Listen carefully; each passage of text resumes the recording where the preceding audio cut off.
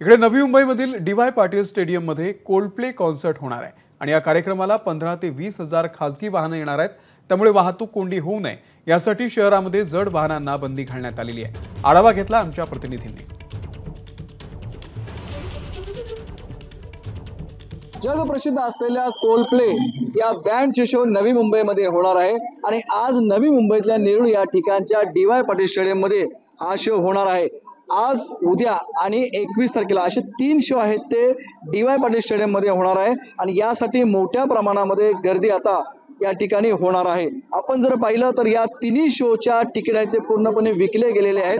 DY. Patil स्टेडियमची जर आपण आसन क्षमता पाहिली तर जवळपास 65,000 आसन क्षमता ही डी.वाय. पाटीलची आहे आणि त्यामुळेच आहे ते मोठ्या संख्येने आहेत ते लोक हा शो पाहण्यासाठी येणार आहेत। सध्या समोर आपण पाहतो की या गर्दीला नियंत्रण करण्यासाठी मोठ्या प्रमाणामध्ये व्हॉलंटियर्स आहेत ते सुद्धा या ठिकाणी उपस्थित आहेत। त्यांना या ठिकाणी बोलवण्यात आलेलं आहे। आतापासूनच आहे ती तयारी करण्यात येत आहे आणि दुपारनंतर आहे ते या ठिकाणी गर्दी होऊ शकते।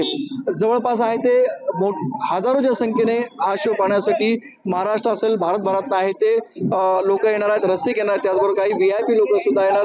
त्यामुळे या संपूर्ण परिसरातले हॉटेल्स आहेत ते पूर्णपणे फुल झालेले आहेत आणि आपण जर पाहिलं तर हे शो पाहण्यासाठी खासगी वाहनातनं 15 ते 20 हजार वाहने येऊ शकतात। त्यामुळे त्यांच्या पार्किंगची व्यवस्था करण्यासाठी आता नेरूळ, जुईनगर, सांडपाडा, उल्वे, खारघर, CBD या सर्वच भागातली जी मोकळी मैदानं आहेत ती रिझर्व करण्यात आलेले त्या संपूर्ण मैदानावरती आहे ते पार्किंग व्यवस्था करण्यात येणार आहे।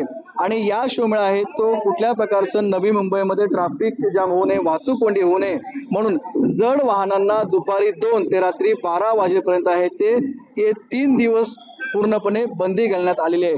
त्यामुळे आता आपण पाहतो की या शो निमित्ताने आहे ते नवी मुंबई आता या ठिकाणी डी.वाय. पाटील स्टेडियम मध्ये हा शो होणार आहे आणि याची पूर्णपणे जय्यत तयारी येताना होताना दिसते आणि कुठल्याही प्रकारचा कायदा व्यवस्थेचा प्रश्न निर्माण होऊ नये म्हणून डी.वाय. पाटील स्टेडियमच्या आतमध्ये आणि बाहेर हे संपूर्णपणे मोठ्या प्रमाणामध्ये पोलीस बंदोबस्त सुद्धा करण्यात येणार आहे। विनायक पाटील, ABP माझा, नवी मुंबई। ABP माझा, उघडा डोळे बघा नीट।